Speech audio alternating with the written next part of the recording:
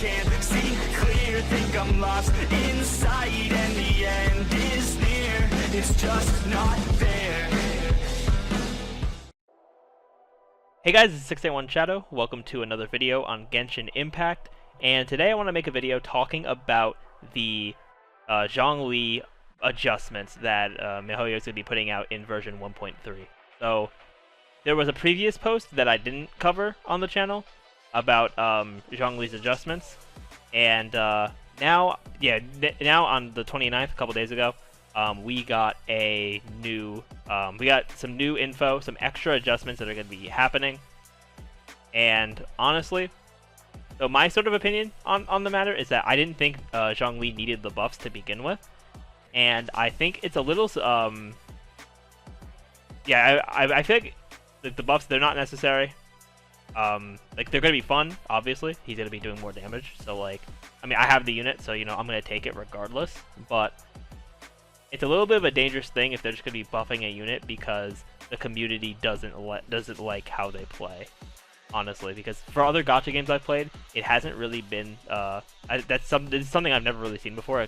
Like a community going so hard about on a company about a unit just because they don't necessarily like certain things about them, or like certain things are not what they expected, quote unquote.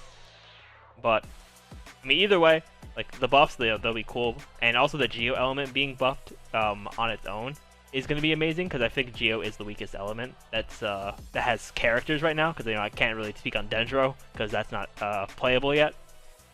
But yeah, let's go over this post from MiHoYo from a couple of days ago, and I'll give you my sort of thoughts. So dear travelers, we sincerely apologize for keeping you all waiting. Since we announced the plan for adjustments to Zhongli, testers have provided the developers with a great deal of detailed feedback of their actual in-game experience. So now they're going to focus on the following issues, right? Zhongli is a comparatively weak support character, especially in co-op scenarios. So buffing him in co-op will be, I think that'll be pretty good. Because sometimes, I do be struggling a little bit in co-op, so that is definitely good. And then in parties with Geo resonance effects, the support that Zhongli provides is less pronounced than other available Geo characters, giving him relatively low strategic value, especially considering that he is a 5-star character. And then in single player mode, Zhongli is not very compatible in parties with non-Geo elemental resonance effects. Now, I kind of disagree with this, but I mean, because I am going to start building Ningguang, as you know, you guys probably, if you were at my stream earlier today, you guys would have seen that, twitch.tv/681shadow. Be sure to go follow over there. But yeah, well, I'll have to see how my sort of opinion changes once Zhongli gets buffed. And because of these buffs, don't expect Zhongli content to leave the channel anytime soon, because I'm still going to be using him. He's going to get buffed. I'm going to use him even more, and we'll see how it's really going to change from there. So based on these points, we have made a further adjustment to Zhongli that increases his functionality as a support character, while also improving his performance in Geo parties, non-Geo parties, and co-op scenarios. The adjustment will be implemented in an update to the version 1.3 test server on December 29th. So people are working with people who are in the beta test on the test server. They are they're being able to test this out right now, which is pretty nice. So they have players that are using these adjustments so that they can make sure it's good to put out to people. It's good that they let some people in the community who are on the test server use that. I think that's a good thing. Okay. Further adjustment to Dominus Lapidus, the shield. So when a character is protected by the Jade Shield, opponents within a set radius have all elemental res and physical res decreased by 20%. Effect cannot be stacked. So now activating his shield also reduces all resistances of the enemy by 20%, which is crazy. Yeah, so let's see. So they have a more detailed thing. So originally, the shield, right, with the original effect as it is right now in game on the main servers, creates a Shield of Jade. Damage absorption scales based on the max HP and has a 250% Geo damage absorption. Deals AoE Geo damage, and if there are nearby targets with Geo, it will drain a large amount of Geo element of at max 2 of those targets. and it does not cause any damage when it does that. Right, and then they have the after original adjustment, but after further adjustment, since we'll have everything, right? So if you don't have a stone steel on the field, it'll create another one, which is definitely kind of cool because it's a little annoying. I'm not gonna lie. To like if you use your shield and then your stone steel is gone, and then you have to wait for the shield cooldown, which is 12 seconds as opposed to the 4 seconds for placing a stone steel with the tap variant. So it's definitely definitely pretty good there. And then then also for the Shield of Jade, it has some extra damage. Yeah, so the damage absorption, scaling on his at max HP, that remains unchanged, but now has the 150% physical damage and elemental damage absorption. So it's gonna absorb geo damage less now, but it's gonna absorb all damage all around more.